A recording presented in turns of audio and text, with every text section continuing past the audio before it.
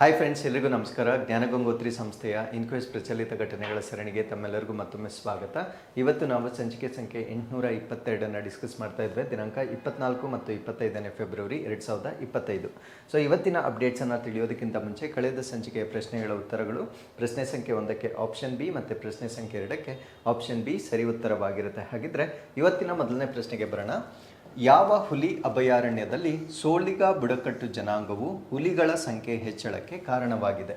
In which tiger reserve has the Soliga tribe contributed to increase the tiger population? So ಈ ಪ್ರಶ್ನೆಗೆ ಸರಿಯಾದ ಉತ್ತರ BRT ಹುಲಿ ಅಭಯಾರಣ್ಯ ಅಥವಾ BRT ಟೈಗರ್ ರಿಸರ್ವ್ ಅಂತ ಹೇಳ್ತೇವೆ. ಇದನ್ನು ನಾವು Biligiri Ranganatha temple tiger reserve ಅಂತ ಹೇಳ್ತೇವೆ. ಸೊ ಈ ಒಂದು ಟೈಗರ್ ರಿಸರ್ವ್ನಲ್ಲಿ ಹುಲಿಗಳ ಸಂಖ್ಯೆ ಹೆಚ್ಚಾಗಲಿಕ್ಕೆ ಅಲ್ಲಿರ್ತಕ್ಕಂಥ ಒಂದು ಬುಡಕಟ್ಟು ಜನಾಂಗ ಕಾರಣವಾಗಿರುತ್ತೆ. ಆ ಬುಡಕಟ್ಟು ಜನಾಂಗವನ್ನು ನಾವು ಸೋಲಿಗಾ ಟ್ರೈಬ್ ಅಂತ ಹೇಳ್ತೇವೆ. ಸೊ ಇದರ ಬಗ್ಗೆ ನಾವಿಲ್ಲಿ ಸಂಪೂರ್ಣ ಮಾಹಿತಿಯನ್ನು ಡಿಸ್ಕಸ್ ಮಾಡ್ತಾ ಬರೋಣ. ಸೊ ಇದು ಯಾಕೆ ಸುದ್ದಿಯಲ್ಲಿದೆ, ವಾಟ್ ಈಸ್ ದ ರೀಸನ್ ಅಂತ ನಾವು ನೋಡೋದಾದ್ರೆ, prime minister credit Soliga tribe for increasing tiger population in BRT. So BRTಯಲ್ಲಿ ಹುಲಿಗಳ ಸಂಖ್ಯೆ ಹೆಚ್ಚಳ ಆಗಿರುವ ಆ ಒಂದು ಕಾರಣ ಏನಿದೆ, ಅದಕ್ಕಾಗಿ ಸೋಲಿಗಾ ಬುಡಕಟ್ಟು ಜನಾಂಗಕ್ಕೆ ಪ್ರಧಾನಮಂತ್ರಿಗಳು ಕೃತಜ್ಞತೆ ಸಲ್ಲಿಸಿರುವ ಕಾರಣದಿಂದ ಇದು ಸುದ್ದಿಯಲ್ಲಿರ್ತಕ್ಕಂಥ ಒಂದು ವಿಷಯವಾಗಿರುತ್ತೆ.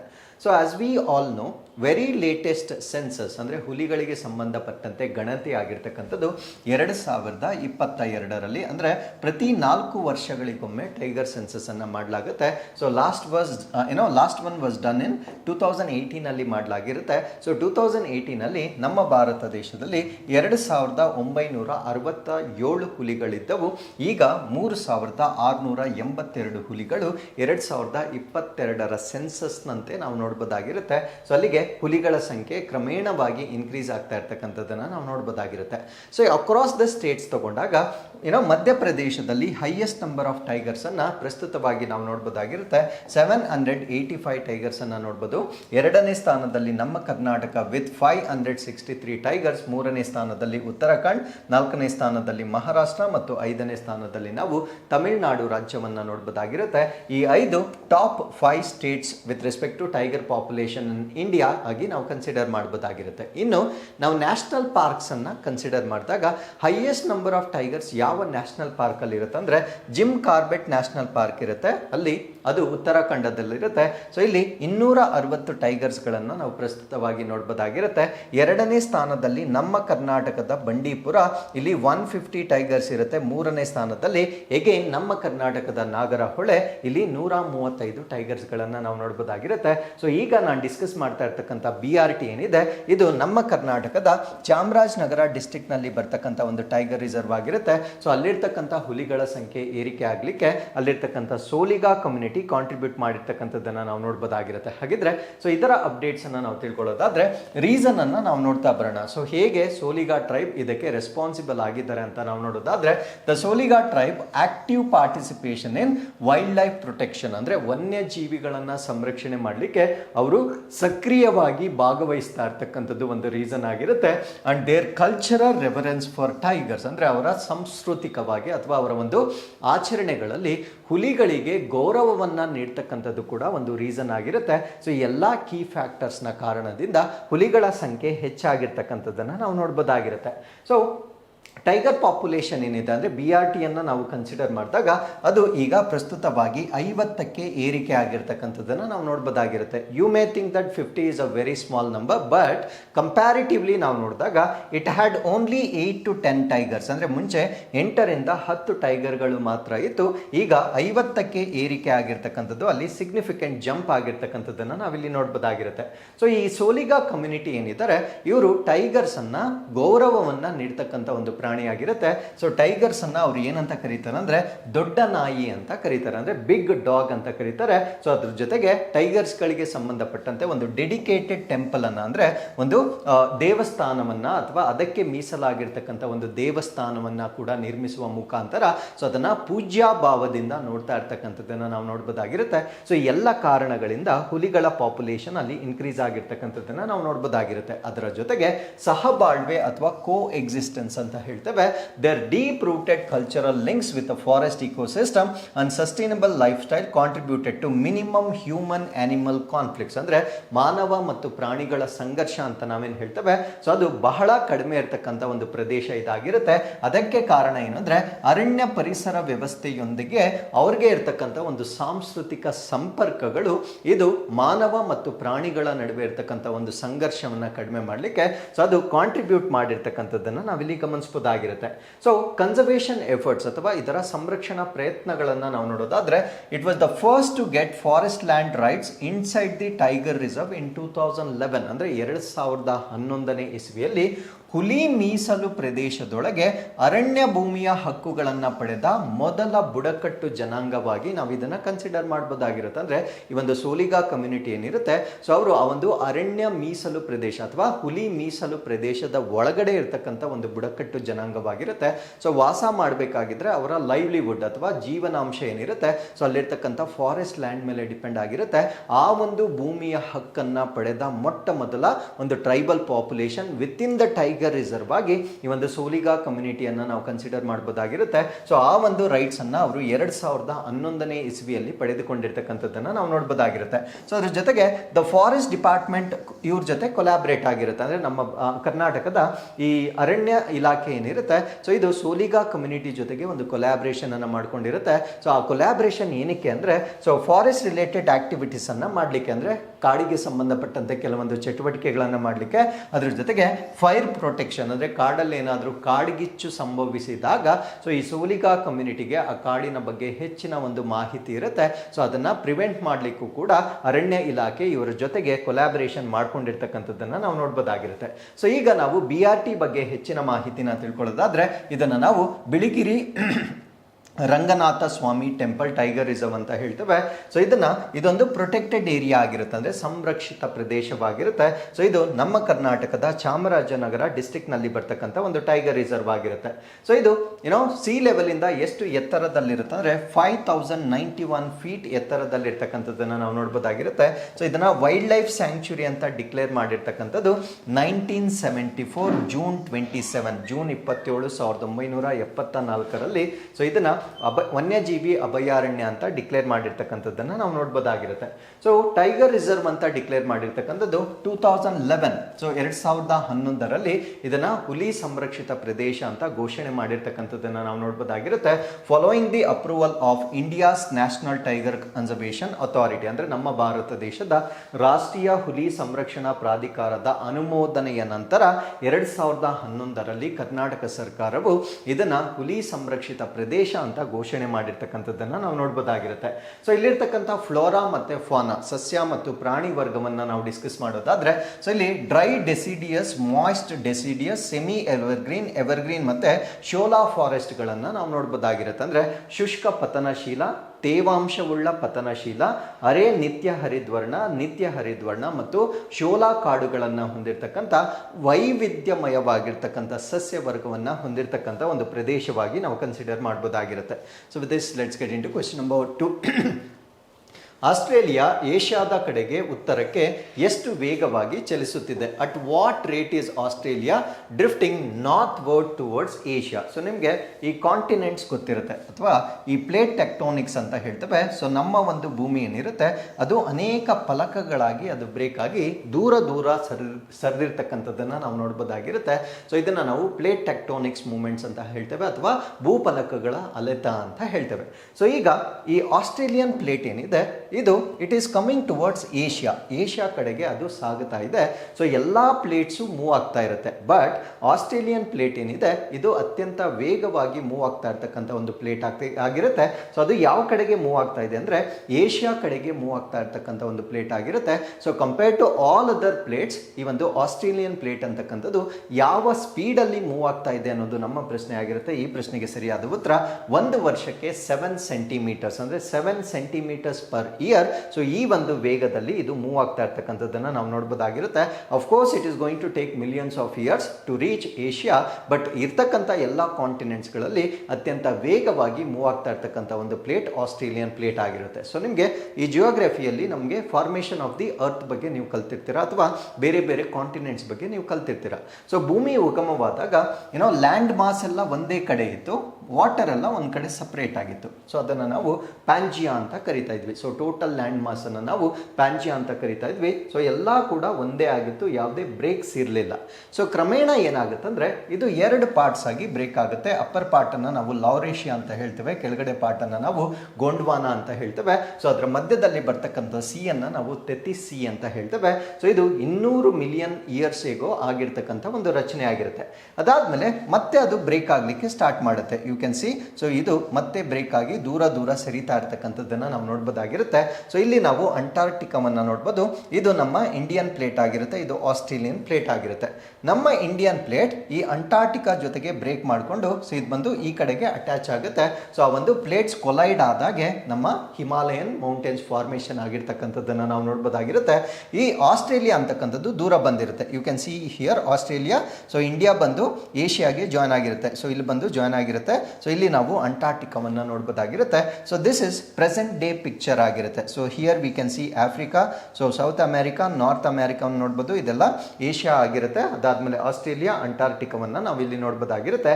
ಬಟ್ ಇವಾಗ ಅಬ್ಸರ್ವ್ ಮಾಡ್ತಾ ಇರ್ತಕ್ಕಂಥ ಒಂದು ಪ್ರಾಸೆಸ್ ಏನು ಅಂದರೆ ಈ ಆಸ್ಟ್ರೇಲಿಯನ್ ಪ್ಲೇಟ್ ಏನಿದೆ it is moving towards Asia. So 7 centimetre per year. So ಒಂದು ವರ್ಷಕ್ಕೆ 7 ಸೆಂಟಿಮೀಟರ್ಗಳು ವೇಗದಲ್ಲಿ ಅದು ಮೂವ್ ಆಗ್ತಾ ಇರ್ತಕ್ಕಂಥದ್ದನ್ನು ನಾವು ನೋಡ್ಬೋದಾಗಿರುತ್ತೆ. ಸೊ ಇದರಿಂದ ತುಂಬ ಭವಿಷ್ಯದಲ್ಲಿ ಅದು ಬಂದು ಈ ಏಷ್ಯನ್ ಪ್ಲೇಟಿಗೆ ಅಪ್ಪಳಿಸ್ತಕ್ಕಂಥದ್ದನ್ನು ನಾವು ನೋಡ್ಬೋದಾಗಿರುತ್ತೆ. ಸೊ ಅದರಿಂದ ಏನೇನು ಕಾನ್ಸಿಕ್ವೆನ್ಸಸ್ ಆಗುತ್ತೆ ಅನ್ನೋದನ್ನು ಕೂಡ ನಾವಿಲ್ಲಿ ಡಿಸ್ಕಸ್ ಮಾಡ್ತಾ ಬರೋಣ. ಸೊ ಇದು ವರ್ಲ್ಡ್ಸ್ ಫಾಸ್ಟೆಸ್ಟ್ ಮೂವಿಂಗ್ ಕಾಂಟಿನೆಂಟ್ ಆಗಿರುತ್ತೆ. ಅಂದರೆ ಪ್ರಪಂಚದಲ್ಲಿಯೇ ಅತ್ಯಂತ ವೇಗವಾಗಿ ಚಲಿಸ್ತಾ ಇರ್ತಕ್ಕಂಥ ಒಂದು ಕಾಂಟಿನೆಂಟ್ ಆಗಿರುತ್ತೆ. ಸೊ ಇದು ಏಷ್ಯಾ ಕಡೆಗೆ ಡ್ರಿಫ್ಟ್ ಆಗ್ತಾ ಇದೆ. ಸೊ ಇಂಚಸ್ಸಲ್ಲಿ ಹೇಳೋದಾದರೆ 2.8 ಇಂಚಸ್ ಪರ್ ಇಯರ್, ಒಂದು ವರ್ಷಕ್ಕೆ 2.8 ಇಂಚುಗಳಷ್ಟು ಮೂವ್ ಆಗ್ತಾ ಇರ್ತಕ್ಕಂಥದ್ದನ್ನು ನಾವು ನೋಡ್ಬೋದಾಗಿರುತ್ತೆ. ಸೊ ಈ ಒಂದು ಮೂಮೆಂಟ್ ಏನಿದೆ ಈ ಮೂಮೆಂಟನ್ನು ನಾವೇನಂತ ಕರಿತೀವಿ ಅಂದರೆ ಪ್ಲೇಟ್ ಟೆಕ್ಟೋನಿಕ್ಸ್ ಅಥವಾ ಭೂಫಲಕಗಳ ಅಲಿತ ಅಂತ ಹೇಳ್ತೇವೆ. ಸೊ ನಮ್ಮ ಭೂಮಿಯಲ್ಲಿ ಇರ್ತಕ್ಕಂಥ ಒಂದು ಲಿಥೋಸ್ಪಿಯರ್ ಏನಿರುತ್ತೆ ಸೊ ಅದರ ಮೇಲೆ ಈ ಪ್ಲೇಟ್ಸ್ಗಳು ಫ್ಲೋಟ್ ಆಗ್ತಾ ಇರುತ್ತೆ. ಸೊ ಫ್ಲೋಟ್ ಆಗ್ತಾ ಇರ್ತಕ್ಕಂಥ ಪ್ಲೇಟ್ಗಳು ಕ್ರಮೇಣವಾಗಿ ಮೂವ್ ಆಗ್ತಕ್ಕಂಥದ್ದನ್ನು ನಾವು ನೋಡ್ಬೋದಾಗಿರುತ್ತೆ. ಸೊ ಈ ಒಂದು ಇವೆಂಟನ್ನು ನಾವು ಭೂಫಲಕಗಳ ಚಲನೆ ಅಥವಾ ಪ್ಲೇಟ್ ಟೆಕ್ಟಾನಿಕ್ಸ್ ಅಂತ ಹೇಳ್ತೇವೆ. ಸೊ ಇದಕ್ಕೆ ಸಂಬಂಧಪಟ್ಟಂತೆ ಕೆಲವೊಂದು ಜಿಯೋಲಾಜಿಕಲ್ ಪ್ರೋಸೆಸಸ್ ಅಥವಾ ಭೂವೈಜ್ಞಾನಿಕ ಪ್ರಕ್ರಿಯೆಗಳ ಬಗ್ಗೆ ನಾವು ಡಿಸ್ಕಸ್ ಮಾಡೋದಾದರೆ it is part of natural cyclical process of plate tectonics which has been shaping earth's continents for hundreds of millions of years. ಅಂದರೆ ಇದು ಆ್ಯಕ್ಚುಲಿ ಒಂದು ರುಟೀನ್ ಪ್ರೋಸೆಸ್ ಆಗಿರುತ್ತೆ. ಈವನ್ ನಮ್ಮ ಭೂಮಿ ರಚನೆ ಆಗಲಿಕ್ಕೂ ಕೂಡ ಈ ಪ್ಲೇಟ್ ಟೆಕ್ಟೋನಿಕ್ಸ್ ಅಂತಕ್ಕಂಥದ್ದು ಒಂದು ಬಲವಾದ ಕಾರಣವಾಗಿರುತ್ತೆ. ಸೊ ಈಗ ಅದು ಮುಂದುವರಿತಾ ಇದೆ. ಬಟ್ ಮುಂದುವರಿತಾ ಇರ್ತಕ್ಕಂಥದ್ದು ಹೇಗಿದೆ ಅಂತ ರಿವರ್ಸ್ ಆಗ್ತಾ ಇದೆ. ಮುಂಚೆ ಎಲ್ಲ ಸಪ್ರೇಟ್ ಆಗಿತ್ತು, ಮತ್ತೆ ಎಲ್ಲ ಒಟ್ಟಿಗೆ ಬರ್ತಕ್ಕಂಥ ಒಂದು ಫಿನಾಮಿನನ್ ವಾಪಸ್ ಆಗ್ತಾ ಇರ್ತಕ್ಕಂಥದ್ದನ್ನು ನಾವಿಲ್ಲಿ ಗಮನಿಸಬಹುದಾಗಿರುತ್ತೆ. ಸೊ ಈ ಆಸ್ಟ್ರೇಲಿಯನ್ ಪ್ಲೇಟ್ ಏನಿದೆ it is separated from Antarctica around 18 million years ago. ಅಂದರೆ 80 ಮಿಲಿಯನ್ ವರ್ಷಗಳ ಹಿಂದೆ ಈ ಆಸ್ಟ್ರೇಲಿಯಾ ಏನಿತ್ತು ಸೊ ಇದು ಲೋವರ್ ಪ್ಲೇಟ್ ಏನಿದೆ ಅಂಟಾರ್ಟಿಕಾ ಇಂದ ಸಪರೇಟ್ ಆಗಿರ್ತಕ್ಕಂಥದ್ದನ್ನು ನಾವು ನೋಡ್ಬೋದಾಗಿರುತ್ತೆ. ಸೊ ಇವಾಗ ಇದು drifting north words for past 50 million years. ಈಗ ನಾರ್ತ್ ಕಡೆಗೆ ಕಳೆದ 50 ಮಿಲಿಯನ್ ವರ್ಷಗಳಿಂದ ಅದು ಮೂವ್ ಆಗ್ತಾ ಇರ್ತಕ್ಕಂಥದ್ದನ್ನು ನಾವಿಲ್ಲಿ ಗಮನಿಸಬಹುದಾಗಿರುತ್ತೆ. ಸೊ ಫ್ಯೂಚರ್ನಲ್ಲಿ ಏನಾಗ್ಬೋದು ಅಂತ ನಾವಿಲ್ಲಿ ಆಂಟಿಸಿಪೇಟ್ ಮಾಡೋದಾದರೆ so it might collide with Asia. So Asia continent ಏನಿರುತ್ತೆ ಸೊ ಅದರ ಜೊತೆ ಬಂದು ಅಪ್ಪಳಿಸ್ತಕ್ಕಂಥ ಒಂದು ಸಾಧ್ಯತೆ ಇದೆ. ಸೊ ಇದರಿಂದ ಸಾಕಷ್ಟು ಚೇಂಜಸ್ ಆಗುತ್ತೆ. ಯಾವ ರೀತಿಯ ಬದಲಾವಣೆಗಳನ್ನು ನಾವು ಎಕ್ಸ್ಪೆಕ್ಟ್ ಮಾಡ್ಬೋದು ಅಂದರೆ ಅರ್ತ್ ಕ್ವೇಕ್ಸ್ ಆಗುತ್ತೆ, ಭೂಕಂಪಗಳಾಗುತ್ತೆ, ಮೌಂಟೇನ್ಸ್ ಆಗುತ್ತೆ, ಅಂದರೆ ಬೆಟ್ಟಗಳು ರಚನೆ ಆಗ್ತಕ್ಕಂಥ ಒಂದು ಸಾಧ್ಯತೆ ಇರುತ್ತೆ. ಸೊ ಅದ್ರ ಜೊತೆಗೆ ವಾಲ್ಕ್ಯಾನಿಕ್ ಆಕ್ಟಿವಿಟಿ ಅಥವಾ ಜ್ವಾಲಾಮುಖಿಗಳು ಕೂಡ ಸ್ಫೋಟಗೊಳ್ತಕ್ಕಂಥ ಸಾಧ್ಯತೆಯನ್ನು ನಾವು ನೋಡ್ಬೋದಾಗಿರುತ್ತೆ. ಅದರ ಜೊತೆಗೆ ಸೊ ಒಂದು ಹೊಸ ಇಕೋಸಿಸ್ಟಮ್ ಅಂದರೆ ಒಂದು ಹೊಸ ಪರಿಸರ ವ್ಯವಸ್ಥೆ ಕ್ರಿಯೇಟ್ ಆಗ್ತಕ್ಕಂಥ ಒಂದು ಸಾಧ್ಯತೆ ಇರುತ್ತೆ. ಅದರ ಜೊತೆಗೆ ಕೆಲವೊಂದು ಸ್ಪೀಶೀಸ್ಗಳು ಅಂದರೆ ಕೆಲವೊಂದು ಪ್ರಭೇದಗಳು ಎಕ್ಸ್ಟಿಂಕ್ಟ್ ಅಥವಾ ನಶಿಸಿ ಹೋಗ್ತಕ್ಕಂಥ ಸಾಧ್ಯತೆಯನ್ನು ಕೂಡ ಸೊ ಈ ಒಂದು ಪ್ಲೇಟ್ ಟೆಕ್ಟಾನಿಕ್ಸ್ನಿಂದ ನಾವು ಆಂಟಿಸಿಪೇಟ್ ಮಾಡ್ಬೋದಾಗಿರುತ್ತೆ. So with this let's get into question number 3. Vikramshila Ganga dolphin ಅಭಯಾರಣ್ಯ ಎಲ್ಲಿದೆ? So where is the Vikramshila Ganga dolphin sanctuary located? ಈ ಪ್ರಶ್ನೆಗೆ ಸರಿಯಾದ ಉತ್ತರ, ಸೊ ಈ ಒಂದು ಡಾಲ್ಫಿನ್ ಸ್ಯಾಂಕ್ಚುರಿಯನ್ನು ನಾವು ಬಿಹಾರದಲ್ಲಿ ನೋಡ್ಬೋದಾಗಿರುತ್ತೆ. ಸೊ ಇದು ನಮ್ಮ ಭಾರತ ದೇಶದಲ್ಲಿರ್ತಕ್ಕಂಥ only sanctuary for dolphins. For example, ನೀವು ಬೇರೆ ಪ್ರಾಣಿಗಳನ್ನು ನೋಡಿದಾಗ ಸಾಕಷ್ಟು ಸ್ಯಾಂಕ್ಚುರಿಗಳನ್ನು ನಾವು ಡೆವಲಪ್ ಮಾಡಿರ್ತೇವೆ, ಬಟ್ ಡಾಲ್ಫಿನ್ಗಳನ್ನು ಪ್ರೊಟೆಕ್ಟ್ ಮಾಡಲಿಕ್ಕೆ ನಮ್ಮ ಭಾರತ ದೇಶದಲ್ಲಿರ್ತಕ್ಕಂಥ ಏಕೈಕ ಸ್ಯಾಂಕ್ಚುರಿ ಇದಾಗಿರುತ್ತೆ. ಸೊ ಇದು ಏನೋ ಬಿಹಾರದಲ್ಲಿ, ನಮ್ಮ ಭಾರತ ದೇಶದ ಬಿಹಾರದಲ್ಲಿ ಇರ್ತಕ್ಕಂಥದ್ದನ್ನು ನಾವು ನೋಡ್ಬೋದಾಗಿರುತ್ತೆ. ಈ ಬ್ಲ್ಯಾಕ್ ಸ್ಪಾಟ್ ಏನು ಕಾಣಿಸ್ತಾ ಇದೆ, so here you can see Bihar. So ಇಲ್ಲಿ ಬ್ಲ್ಯಾಕ್ ಸ್ಪಾಟ್ ಏನು ಕಾಣಿಸ್ತಾ ಇದೆ, ಸೊ ಇದನ್ನ ವಿಕ್ರಮಶೀಲ ಡಾಲ್ಫಿನ್ ಸ್ಯಾಂಕ್ಚುರಿ ಅಂತ ಹೇಳ್ತೇವೆ. ಸೊ ಇದು ನಮ್ಮ ಭಾರತ ದೇಶದ ಏಕೈಕ ಡಾಲ್ಫಿನ್ ಸ್ಯಾಂಕ್ಚುರಿ ಆಗಿರ್ತಕ್ಕಂಥದ್ದನ್ನು ನಾವು ನೋಡ್ಬೋದಾಗಿರುತ್ತೆ. ಸೊ ಇದು ಬಿಹಾರದ ಯಾವ ಡಿಸ್ಟ್ರಿಕ್ಟ್ ಅಲ್ಲಿ ಇದೆ ಅಂದ್ರೆ, ಇದು ಬಿಹಾರದ ಬಾಗಲ್ಪುರ್ ಡಿಸ್ಟ್ರಿಕ್ಟ್ ನಲ್ಲಿ ಇರ್ತಕ್ಕಂಥ ಒಂದು ಸ್ಯಾಂಕ್ಚುರಿ ಆಗಿರುತ್ತೆ. ಸೊ ಈ ಒಂದು ಸ್ಯಾಂಕ್ಚುರಿಯಲ್ಲಿ ಈ ಸ್ಪೆಷಲ್ ಕ್ರಿಯೇಚರ್ಸ್ ಅಥವಾ ಈ ಒಂದು ಡಾಲ್ಫಿನ್ಗಳು ಏನಿರ್ತವೆ, ಸೊ ಅದನ್ನ ಪ್ರೊಟೆಕ್ಟ್ ಮಾಡ್ತಾ ಇರ್ತಕ್ಕಂಥ ಒಂದು ಪ್ರದೇಶವಾಗಿ ನಾವು ಕನ್ಸಿಡರ್ ಮಾಡಬಹುದಾಗಿರುತ್ತೆ. ಸೊ ಇದರ ಲೊಕೇಶನ್ ಅಥವಾ ಅದು ಸ್ಥಾಪನೆ ಆಗಿದ್ದು ಯಾವಾಗ ಅಂತ ನಾವು ನೋಡೋದಾದ್ರೆ, it is 60 kilometre stretch of Ganges river from Sultanganj to Kahalgaon in Bhagalpur district. ಅಂದ್ರೆ ಗಂಗಾ ನದಿಯ 60 ಕಿಲೋಮೀಟರ್ ಉದ್ದವನ್ನ ಹೊಂದಿರುತ್ತೆ. ಎಲ್ಲಿಂದ ಎಲ್ಲಿಗೆ ಅಂದ್ರೆ, ಸುಲ್ತಾನ್ಗಂಜ್ನಿಂದ ಪ್ರಾರಂಭವಾಗಿ ಬಾಗಲ್ಪುರ್ ಜಿಲ್ಲೆಯವರೆಗೂ ಕಹಲ್ಗಾಂವ್ ವರೆಗೆ ಇದು ವ್ಯಾಪಿಸಿರ್ತಕ್ಕಂಥದ್ದನ್ನ ನಾವು ನೋಡ್ಬೋದಾಗಿರುತ್ತೆ. ಅಂದ್ರೆ ಸುಲ್ತಾನ್ಪುರ್ನಿಂದ ಸೊ ಬಾಗಲ್ಪುರ್ ಜಿಲ್ಲೆಯಲ್ಲಿರ್ತಕ್ಕಂಥ ಕಹಲ್ಗಾಂವ್ ವರೆಗೆ ಅರೌಂಡ್ 60 ಕಿಲೋಮೀಟರ್ ವರೆಗೂ ವ್ಯಾಪಿಸಿರ್ತಕ್ಕಂಥ ಒಂದು ಪ್ರದೇಶ ಇದಾಗಿರುತ್ತೆ. ಸೊ ಇದನ್ನ ಸ್ಯಾಂಕ್ಚುರಿ ಅಂತ ನೋಟಿಫೈ ಮಾಡಿರ್ತಕ್ಕಂಥದ್ದು 1991 ವೈಲ್ಡ್ ಲೈಫ್ ಪ್ರೊಟೆಕ್ಷನ್ ಆಕ್ಟ್ ಅಥವಾ ವನ್ಯಜೀವಿ ಸಂರಕ್ಷಣಾ ಕಾಯ್ದೆಯ ಅಡಿಯಲ್ಲಿ ಸೊ ಇದನ್ನ ಡಾಲ್ಫಿನ್ ಸ್ಯಾಂಕ್ಚುರಿ ಅಂತ ಡಿಕ್ಲೇರ್ ಮಾಡಿರ್ತಕ್ಕಂಥದ್ದನ್ನ ನಾವು ನೋಡಬಹುದಾಗಿರುತ್ತೆ. ಸೊ ಇದರ ಪ್ರೈಮರಿ ಇನ್ಹ್ಯಾಬಿಟ್ಯಾಟ್ಸ್ ಅಥವಾ ಇಲ್ಲಿರ್ತಕ್ಕಂಥ ಆವಾಸ ಸ್ಥಾನಗಳನ್ನ ನಾವು ನೋಡೋದಾದ್ರೆ, ಸೊ ಗ್ಯಾಗ್ನೆಟಿಕ್ ರಿವರ್ ಡಾಲ್ಫಿನ್ಗಳನ್ನ ಇಲ್ಲಿ ಪ್ರೊಟೆಕ್ಟ್ ಮಾಡಲಾಗ್ತಾ ಇದೆ. ಸೊ ಗ್ಯಾಗ್ನೆಟಿಕ್ ರಿವರ್ ಡಾಲ್ಫಿನ್ಗೆ ನಿಕ್ ನೇಮ್ ಏನು ಅಂದ್ರೆ, ಇದನ್ನ ನಾವು ಸೂಸು ಅಂತ ಕೂಡ ಕರೀತೇವೆ. ಅಂದ್ರೆ ಅಲ್ಲಿರ್ತಕ್ಕಂಥ ಸ್ಥಳೀಯರು ಈ ಡಾಲ್ಫಿನ್ ಅನ್ನ ಸೂಸು ಅಂತ ಕೂಡ ಕರೀತಾರೆ. ಸೊ ಇದರ ಬಗ್ಗೆ ಇನ್ನೊಂದು ವೆರಿ ಇಂಪಾರ್ಟೆಂಟ್ ಇನ್ಫಾರ್ಮೇಶನ್ ಏನಂದ್ರೆ, so it is also national aquatic animal of India. ಅಂದ್ರೆ ನಮ್ಮ ಭಾರತ ದೇಶದ ರಾಷ್ಟ್ರೀಯ ಜಲಚರ ಪ್ರಾಣಿಯಾಗಿ ಕೂಡ ಈ ಒಂದು ಗಂಗಾ ನದಿ ಡಾಲ್ಫಿನ್ ಅನ್ನು ನಾವು ಕನ್ಸಿಡರ್ ಮಾಡ್ತಕ್ಕಂಥದ್ದನ್ನ ನಾವು ನೋಡ್ಬೋದಾಗಿರುತ್ತೆ. ಸೊ ಇಲ್ಲಿ ಬೇರೆ ಸ್ಪೀಶೀಸ್ ಕೂಡ ಇರುತ್ತೆ. ಬೇರೆ ಸ್ಪೀಶೀಸ್ ಯಾವ್ದು ಅಂದ್ರೆ ಸ್ಮೂತ್ ಕೋಟೆಡ್ ಆಟರ್ ಅಂತ ಹೇಳ್ತೇವೆ. ಆಟರ್ ಅಂದ್ರೆ ನೀರು ನಾಯಿ ಅಂತ ಹೇಳ್ತೇವೆ. ಅದ್ರ ಜೊತೆಗೆ ಕ್ರಿಟಿಕಲಿ ಎಂಡೇಂಜರ್ಡ್ ಅಂದ್ರೆ ತೀವ್ರವಾಗಿ ಅಳಿವಿನಂಚಿನಲ್ಲಿರ್ತಕ್ಕಂಥ ಗಾರಿಯಲ್ಗಳನ್ನ ನಾವು ನೋಡ್ಬೋದಾಗಿರುತ್ತೆ. ಗಾರಿಯಲ್ಗಳು ಅಂದ್ರೆ ಸೊ ಇದೊಂದು ಮೊಸಳೆ. ಸೊ ಅದರ ಮೂತಿ ತುಂಬಾ ಶಾರ್ಪ್ ಆಗಿರ್ತಕ್ಕಂಥ ಒಂದು ಕ್ರೋಕೊಡೈಲ್ ಅನ್ನ ನಾವು ಗಾರಿಯಲ್ಸ್ ಅಂತ ಕರಿತೇವೆ. ಸೊ ಈ ಗಾರಿಯಲ್ಸ್ ಅನ್ನ ಕೂಡ ನಾವಿಲ್ಲಿ ನೋಡ್ಬೋದಾಗಿರುತ್ತೆ. ಅದ್ರ ಜೊತೆಗೆ ಫ್ರೆಶ್ ವಾಟರ್ ಟರ್ಟಲ್ಸ್ ಅಥವಾ ಸಿಹಿ ನೀರಿನ ಆಮೆಗಳನ್ನು ಕೂಡ ಸೊ ಈ ಒಂದು ಸ್ಯಾಂಕ್ಚುರಿ ಹೊಂದಿರತಕ್ಕಂಥದ್ದನ್ನ ನಾವು ನೋಡ್ಬೋದಾಗಿರುತ್ತೆ. ಸೊ ಇಲ್ಲಿರ್ತಕ್ಕಂಥ ಚಾಲೆಂಜಸ್ ಅಥವಾ ಸವಾಲುಗಳೇನು ಅಂತ ನಾವು ನೋಡೋದಾದ್ರೆ, ಪೊಲ್ಯೂಷನ್. ಆಬ್ವಿಯಸ್ಲಿ ಎಲ್ಲ ಕಡೆ ಒಂದು ವಾಟರ್ ಪೊಲ್ಯೂಷನ್ ಹೆಚ್ಚಾಗ್ತಾ ಇದೆ. ಅದ್ರ ಜೊತೆಗೆ ಇಂಡಸ್ಟ್ರಿಯಲ್ ಡಿಸ್ಚಾರ್ಜ್, ಕೈಗಾರಿಕೆಗಳಿಂದ ಬರ್ತಕ್ಕಂಥ ಒಂದು ತ್ಯಾಜ್ಯ ನೀರು, ಅಗ್ರಿಕಲ್ಚರಲ್ ರನ್ ಆಫ್ ಅಂದ್ರೆ ಕೃಷಿಯಿಂದ ಬರ್ತಕ್ಕಂಥ ಒಂದು ನೀರಾಗಿರ್ಬೋದು, ಅನ್ಟ್ರೀಟೆಡ್ ಸೀವೇಜ್ ಅಂದ್ರೆ ಸಂಸ್ಕರಣೆ ಮಾಡದೇ ಇರತಕ್ಕಂಥ ಒಂದು ಚರಂಡಿ ನೀರು. ಸೊ ಇದನ್ನೆಲ್ಲ ಈ ಒಂದು ನೀರಿಗೆ ಬಿಡ್ತಾ ಇರ್ತಕ್ಕಂಥದ್ದು, ಸೊ ಅದನ್ನ ಕಾಪಾಡ್ತಕ್ಕಂಥದ್ದು ಒಂದು ದೊಡ್ಡ ಸವಾಲಿನ ವಿಷಯವಾಗಿರುತ್ತೆ. So dolphins often get trapped in fishing nets ಅಂದ್ರೆ ಮೀನುಗಾರಿಕೆ ಮಾಡುವ ಒಂದು ಕೆಲಸ ಏನಿರುತ್ತೆ, ಸೊ ಅದರೊಳಗಡೆ ಡಾಲ್ಫಿನ್ಗಳು ಕೂಡ ಸಿಕ್ಕಾಕೊಳ್ತಕ್ಕಂಥದ್ದನ್ನ ನಾವು ಹೆಚ್ಚಾಗಿ ಗಮನಿಸಬಹುದಾಗಿರುತ್ತೆ. So with this let's get into question number 4. ಚಂದ್ರನ ದಕ್ಷಿಣ ಧ್ರುವ ಪ್ರದೇಶದ ಭೂವೈಜ್ಞಾನಿಕ ನಕ್ಷೆಯನ್ನು ರಚಿಸಲು ಯಾವ ರೋವರ್ ಡೇಟಾವನ್ನು ಸಂಗ್ರಹಿಸಿತು? Which rover collected data for creating geological map of moon's south pole region? So ನಮ್ಮ ಭಾರತ ದೇಶದ ಇಸ್ರೋ ಸಕ್ಸಸ್ಫುಲ್ ಆಗಿ ಸೌತ್ ಪೋಲ್ಗೆ ರೀಚ್ ಆಗಿರ್ತಕ್ಕಂಥ ಒಂದು ಸಾಧನೆಯನ್ನು ಮಾಡಿರುತ್ತೆ. ಸೊ ಆ ಒಂದು ಸಾಧನೆಯಲ್ಲಿ ಅಲ್ಲಿರ್ತಕ್ಕಂಥ ಒಂದು ಡೇಟಾವನ್ನು ಏನು ಕಲೆಕ್ಟ್ ಮಾಡಿದ್ರು, ಸೊ ಈಗ ಅದನ್ನು ಕಂಪ್ಲೀಟ್ ಆಗಿ ಮ್ಯಾಪಿಂಗ್ ಮಾಡಿ ಅಥವಾ ಅದನ್ನು ಪ್ರೋಸೆಸ್ ಮಾಡಿ ಈಗ ಬಿಡುಗಡೆ ಮಾಡ್ತಾ ಇದ್ದಾರೆ. ಸೊ ಚಂದ್ರನ ಸೌತ್ ಪೋಲ್ ಹೇಗಿದೆ ಅಂತಕ್ಕಂಥ ಹೆಚ್ಚಿನ ಮಾಹಿತಿಯನ್ನು ಈಗ ನಮಗೆ ಒದಗಿಸ್ತಾ ಇರ್ತಕ್ಕಂಥದ್ದನ್ನು ನಾವು ನೋಡ್ಬೋದಾಗಿರುತ್ತೆ. ಹಾಗಿದ್ರೆ ಯಾವ ಒಂದು ರೋವರ್ನ ಮುಖಾಂತರ ಈ ಡೇಟಾವನ್ನು ಸಂಗ್ರಹಿಸಲಾಗಿತ್ತು ಅನ್ನೋದು ನಮ್ಮ ಪ್ರಶ್ನೆ ಆಗಿತ್ತು. ಸೊ ಈ ಪ್ರಶ್ನೆಗೆ ಸರಿಯಾದ ಉತ್ತರ ಪ್ರಜ್ಞಾನ್ ರೋವರ್ನ ಮುಖಾಂತರ ಸೊ ಎಲ್ಲ ಡೇಟಾವನ್ನು ಸಂಗ್ರಹಿಸಲಾಗಿರುತ್ತೆ. ಬಟ್ ಆ ಡೇಟಾವನ್ನು ಈಗ ಪ್ರೋಸೆಸಿಂಗ್ ಮಾಡಿ ಚಂದ್ರನ ಸೌತ್ ಪೋಲ್ ಹೇಗಿರುತ್ತೆ ಅಂತಕ್ಕಂಥ ಒಂದು ನಿಖರವಾದ ಮಾಹಿತಿಯನ್ನು ಸೊ ಇದರ ಮುಖಾಂತರ ಬಹಿರಂಗ ಬಹಿರಂಗಪಡಿಸಿರ್ತಕ್ಕಂಥದ್ದನ್ನು ನಾವು ನೋಡ್ಬೋದಾಗಿರುತ್ತೆ. ಸೊ ಇದು ಇಂಡಿಯಾಸ್ ಚಂದ್ರಯಾನ್-3 ಮಿಷನ್, ಅಂದರೆ ನಮ್ಮ ಭಾರತ ದೇಶದ ಚಂದ್ರಯಾನ್-3 ಮಿಷನ್ನ ಅಡಿಯಲ್ಲಿ ಕಲೆಕ್ಟ್ ಮಾಡಿರ್ತಕ್ಕಂಥ ಒಂದು ಡೇಟಾ ಆಗಿರುತ್ತೆ. ಸೊ ಈ ಒಂದು ಡೇಟಾದ ಪ್ರಕಾರ the first detailed geological map of moon's south pole region, ಅಂದರೆ ಮೊಟ್ಟ ಮೊದಲ ಬಾರಿಗೆ ಚಂದ್ರನ ದಕ್ಷಿಣ ಧ್ರುವ ಪ್ರದೇಶದ ಮೊಟ್ಟ ಮೊದಲ ವಿವರವಾದ ಭೂವೈಜ್ಞಾನಿಕ ನಕ್ಷೆಯನ್ನ ಈಗ ಬಿಡುಗಡೆ ಮಾಡಿರ್ತಕ್ಕಂಥದ್ದನ್ನ ನಾವು ನೋಡ್ಬೋದಾಗಿರುತ್ತೆ. ಸೊ ಈ ಒಂದು ಡೇಟಾವನ್ನ ಪ್ರಜ್ಞಾನ್ ರೋವರ್ ಇಂದ ಕಲೆಕ್ಟ್ ಮಾಡಿರ್ತಕ್ಕಂಥದ್ದನ್ನ ನಾವು ನೋಡ್ಬೋದಾಗಿರುತ್ತೆ. ಸೊ ಪ್ರಜ್ಞಾನ್ ರೋವರ್ ಅನ್ನ diploid by Vikram lander. So Vikram lander ನ ಮುಖಾಂತರ ಪ್ರಜ್ಞಾನ್ ರೋವರ್ ಅನ್ನ ಅಲ್ಲಿ ಡಿಪ್ಲಾಯ್ ಮಾಡಿರ್ತಾರೆ. So that was in 2023 August 23 August 23 2023ರಲ್ಲಿ ಇದನ್ನ ಮಾಡಿ ಈ ಒಂದು ಪ್ರಜ್ಞಾನ್ ರೋವರ್ ಅನ್ನ ಅಲ್ಲಿ ರಿಲೀಸ್ ಮಾಡಿರ್ತಾರೆ.